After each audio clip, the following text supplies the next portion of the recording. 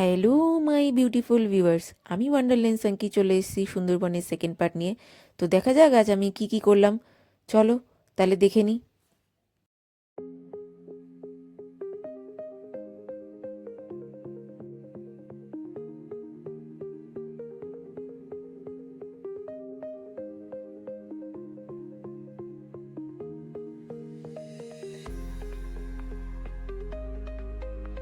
তো আমরা সবাই সকাল সকাল রেডি হয়ে বেরিয়ে পড়লাম আমাদের নেক্সট ডের প্ল্যানের উদ্দেশ্যে। তো এই ছিল ফেরিঘাট যেখান থেকে আমাদের বোটটা ছাড়বে। তো আমরা সবাই টাইম মতন চলে এসেছিলাম, খুব একটা আমাদের লেট হয়নি, কিন্তু বোটের আসতে লেট হয়ে গিয়েছিল। বোটের দেখা নাই তো কি আছে, ফটোগ্রাফারদের দেখা ছিল। আমাদের গ্রুপে যারা ভালো ফটো তুলতে পারতো তাদেরকে দিয়ে আমরা সবাই মিলে খুব সুন্দর সুন্দর ফটো তুলে নিয়েছিলাম। কারণ এত সুন্দর একটা পরিবেশ আর রোদ ঝলমলে এরকম একটা সকাল কি হাতছাড়া করা যায়? তারপরে আমাদের নজর গেল এই জঙ্গলটার দিকে। না না, এটা জঙ্গল না, আবার এটা জঙ্গলও, কারণ এটা গ্রামের আর নদীর মাঝামাঝি একটা পয়েন্ট, বলা যায় গ্রামের শেষ প্রান্ত। এখান থেকে বাঘ বেরাবে না, কিন্তু এই রাস্তা ধরেই মাঝে মধ্যে নদী পার হয়ে বাঘ লোকালয়ে প্রবেশ করে।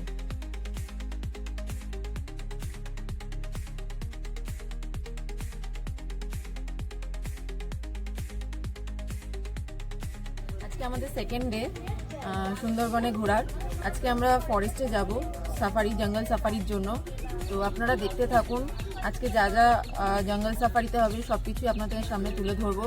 আমাদের আজকে টাইম ছিল সকাল 7টায়।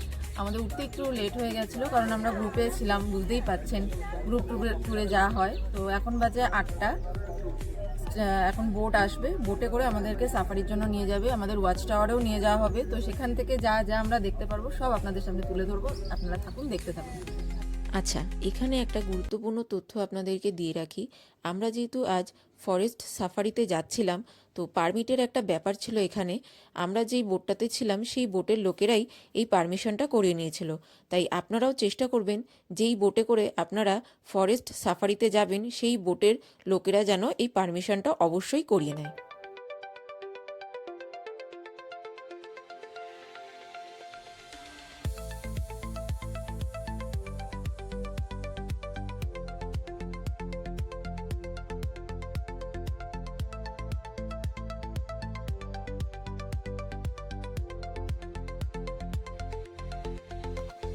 আচ্ছা, এখানে আমাদেরকে প্রথমে নিয়ে যাওয়া হয়েছিল, এটা ছিল একটা জুয়ের মতন, যেখানে সুন্দরবনে বসবাসকারী যত প্রজাতির জীবজন্তু আছে তাদেরকে এখানে রাখা হয়েছে এবং তাদের সাথে আমাদেরকে ইন্ট্রোডিউস করানো হচ্ছে, কে কোন প্রজাতির, কোথা থেকে এসছে, বৃত্তান্ত বৃত্তান্ত। তো এইগুলো আমাদেরকে ওখানকার যে গাইড ছিল তারাই বুঝিয়ে দিচ্ছিল। আর যদি আপনারা সরকারি গাইড না পান তাহলে আপনার বোটে যে গাইডরা থাকবে তারাই আপনাদেরকে এই সব বুঝিয়ে দেবে।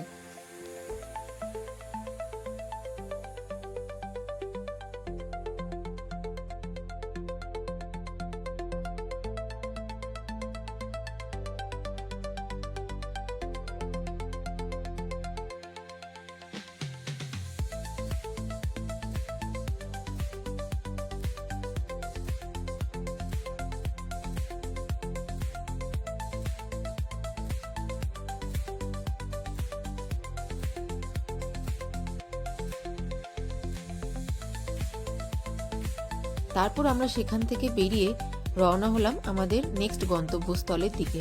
হঠাৎই যেতে যেতে দেখতে পেলাম নদীর এই চরটাতে কি যেন দৌড়াদৌড়ি করছে। আমরা তো প্রথমে ভয় পেয়ে গেছিলাম যে কি এই জিনিসটা, কি জন্তু।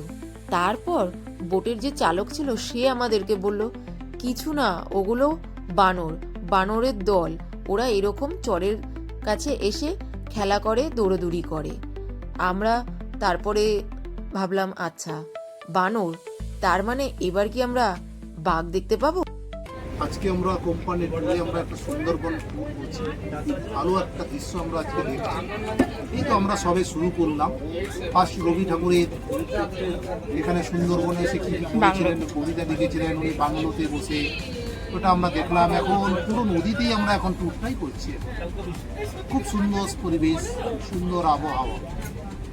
ভালো লাগছে আপনার? খুব ভালো, খুব ভালো, একদম। আমাদের টুম্পা টুম্পাদি কিছু বলো, কিছু বলো, কেমন লাগছে? কেমন লাগছে? ভালো লাগছে। আর খালি অঙ্কিতার ঘুম ট্যুর পাচ্ছে। প্যাকেজে আমাদের কেমন লাগছে? কেন ঘুম পাচ্ছে কেন? এত 4টে দিয়ে উঠে এত সুন্দর আবহাওয়া, তাতে ঘুম অটোমেটিক বাঘের পাবে। ভয়ে না ঘুমাতে পেরে। শিল্পী হ্যাঁ কেমন লাগছে? হ্যাঁ খুব ভালো লাগছে। পাশ দিয়ে শুধু লঞ্চ যাচ্ছে দেখতে পাচ্ছি, আর আমরা কুমির আর বাঘের অপেক্ষায় আছি, কখন দেখবো। আমরা কি দেখতে পারবো কুমির আর বাঘ? অবশ্যই অবশ্যই ও, এই আশাই তো আছে, আশায় বাঁধে পাবো, বুক পাবো, বাঁধে বাঘ আশা। দেখতে পাবো। এই যে সিংহ ডাকছে, বাঘও পাবো। বলো কেমন লাগছে? খুব ভালো লাগছে, জায়গাটা খুব ভালো, এখানে চারি সাইডে খুব ভালো দৃশ্য আছে। খুব ভালো তুমি কি আগে এসেছিলে সুন্দরবন? ভালো লাগছে তাহলে? ভালো লাগছে, তোমরা সবাই আসো। আচ্ছা,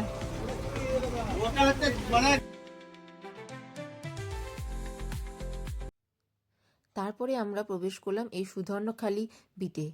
এই বিটটা অ্যাকচুয়ালি ছিল বোটানিক্যাল গার্ডেন টাইপ, মানে এখানে ছিল প্রচুর প্রজাতির গাছ। তো প্রবেশদ্বারেই আমরা দেখতে পেলাম মা বনদেবীকে। সেখানে আমরা সবাই মা বনদেবীকে প্রণাম করলাম। প্রণাম সেরে প্রবেশ করলাম এই অফ বিটটাতে। এখানে প্রচুর প্রচুর ধরনের গাছ ছিল, অজানা। এখানে না আসলে হয়তো ম্যানগ্রোভ অরণ্যে শ্বাসমূল, ঠেসমূল আর সুন্দরী গরান ছাড়াও যে আরও প্রজাতির গাছ থাকতে পারে সেটা কখনো জানতেই পারতাম না। তাই আপনাদের সকলকে আমি বলবো একবার হলেও সুন্দরবন এসে এই জায়গাগুলো ঘুরে যান। যারা গাছপ্রেমী আছেন তাদের অবশ্যই এই জায়গাটা খুবই ভালো লাগবে, আর অনেক অজানা গাছের সম্পর্কেও আপনারা জানতে পারবেন।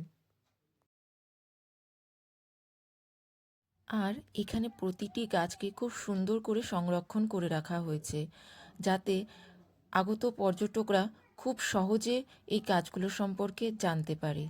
এটা দেখে আমার খুব ভালো লাগলো যে বন দপ্তরের ডিপার্টমেন্ট থেকে এই প্রত্যেকটা গাছকে এত ভালো করে বোঝানোর জন্য প্রত্যেকটা গাছের সামনে একটা করে সাইনবোর্ড দেওয়া হয়েছে, আর ওই সাইনবোর্ডের মধ্যে গাছগুলোর সম্পর্কে লেখা রয়েছে, যাতে এই লেখাগুলো পড়ে এই গাছের সম্পর্কে আমরা জানতে পারি।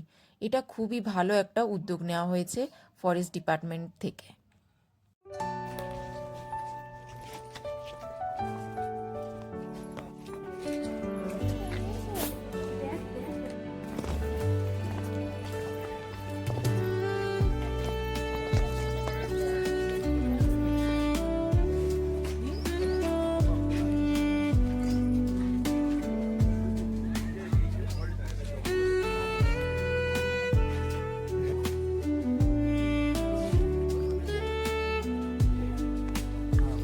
নাম মেনশন করে দিতে হবে।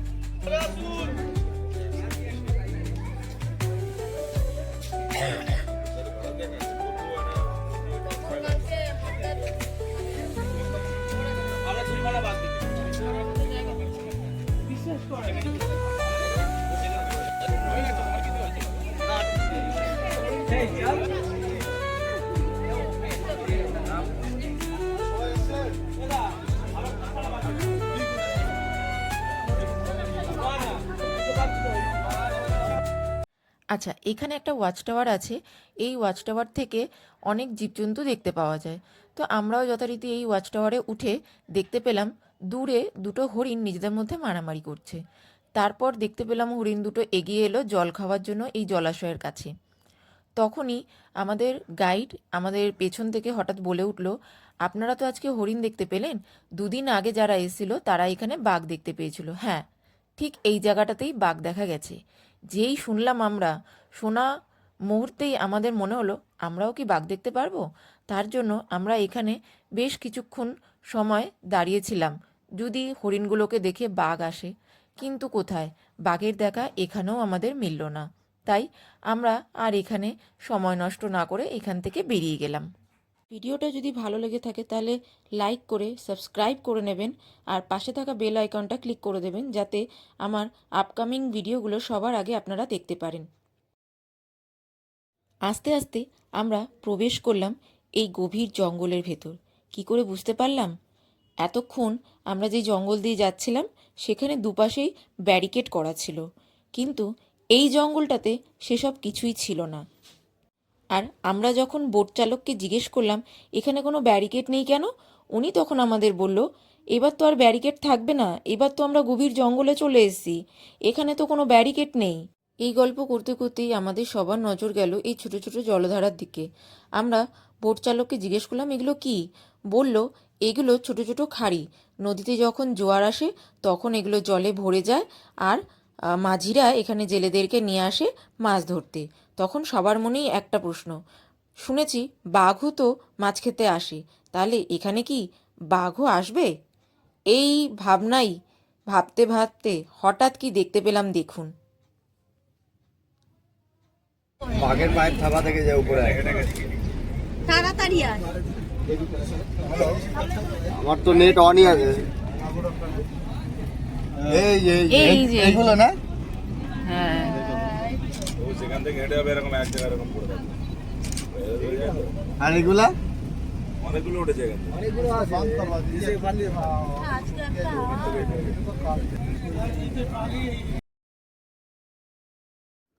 এরপর আমাদের বোট এসে দাঁড়ালো এই দোবাঙ্কি ক্যাম্পে। এখানে শুনেছি বাঘ দেখা গেছে 2-3 দিন আগে। আমরাও ভাবলাম এতক্ষণ তো আমরা বাঘের পায়ের থাবা দেখলাম, এবার কি বাঘ দেখব? চলুন দেখা যাক কি দেখতে পাই।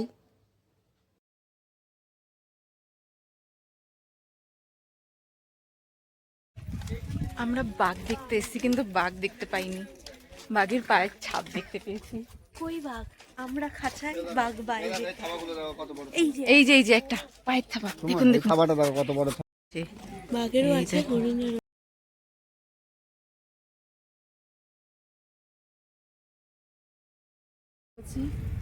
পুরো জঙ্গলটার ভেতরে, এটা সুন্দরবনের জঙ্গল, ম্যানগ্রোভ আপনারা সবাই জানেন। তো এখন আমরা পুরো গভীর জঙ্গলের ভেতর রয়েছি, যেটা একটা কেজের মধ্যে রয়েছে, দুধারেই জঙ্গল। আমি আমার ক্যামেরাম্যান, হরিণ হরিণ হরিণ, এখন এখানে দুটো হরিণ দেখতে পেয়েছি, সাথে শাবক রয়েছে একটা বাচ্চা। ফোনটা আছে এই পাশে। আমি এর আগে নর্থ বেঙ্গলে প্রচুর হরিণ দেখেছি, বক্সা জয়ন্তীর জঙ্গলে, এমনকি গরুমারা ফরেস্টেও। তো হরিণ দেখে আমার যতটা না আনন্দ হচ্ছিল তার থেকে বেশি হচ্ছিল হরিণের সাথে এই ছোট্ট বাচ্চা হরিণটার লাফালাফি দেখে। এই মুহূর্তটাকে আমি খুব এনজয় করছিলাম। এত সুন্দর একটা দৃশ্য দেখা সত্যি ভাগ্যের ব্যাপার। ভাগ্যে না থাকলে এরকম ছোট্ট ছোট্ট সুন্দর মুহূর্ত দেখা কখনোই সম্ভব নয়।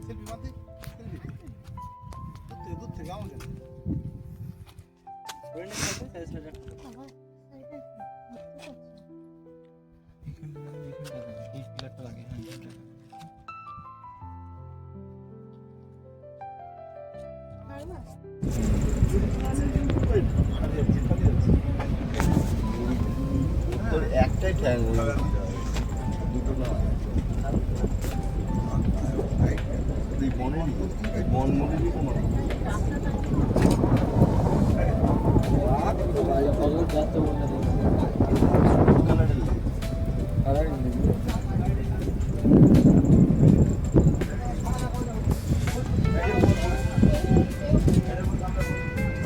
জিজ্ঞেস করে ডাক না, একটু ডেকে জিজ্ঞেস করলে না না চিন্তা করিস না।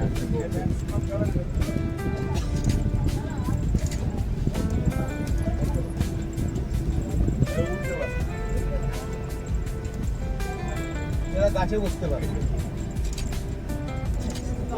এই দেখো উঠতে পারে, এই উড়েই গেল। ইস, শটটা মিস করে ফেললে। এই ওরে, হেভি ওরে। আজকে আমাদের যা যা ঘুরে দেখার কথা ছিল সবই প্রায় আমাদের দেখা হয়ে গিয়েছিল। এরপর আমরা রওনা হলাম বাড়ির দিকে। ট্রিপ শেষ হয়ে গেলেও ট্রিপের এই গল্প, হাসি ঠাট্টা এই সব কিছু নিয়ে আমরা খুশি মনে এগিয়ে চললাম বাড়ির পথে। একটু খারাপ লাগছিল, কিন্তু আবার ভালোও লাগছিল। অনেক কিছু দেখলাম, অনেক কিছু জানলাম, অনেক কিছু শিখলাম। তাই আমি আমার ভিউয়ার্সদের বলবো, জীবনের প্রতিটা মুহূর্ত মন খুলে এনজয় করুন, কারণ এই মুহূর্তগুলো আর কখনোই ফিরে আসে না। যা রয়ে যায় সব স্মৃতিতেই রয়ে যায়। এই ছিল সুন্দরবন ভ্রমণের সেকেন্ড পর্বের গল্প। আশা করি আপনাদের খুবই ভালো লেগেছে। আর এই ব্লগে যদি আমার কোনো ভুল ত্রুটি হয়ে থাকে আমাকে ক্ষমা করে দেবেন। আজকের ব্লগটা এখানেই শেষ করলাম। আবার আসবো নতুন কোনো জায়গা নিয়ে, নতুন কোনো গল্প নিয়ে। Thank you.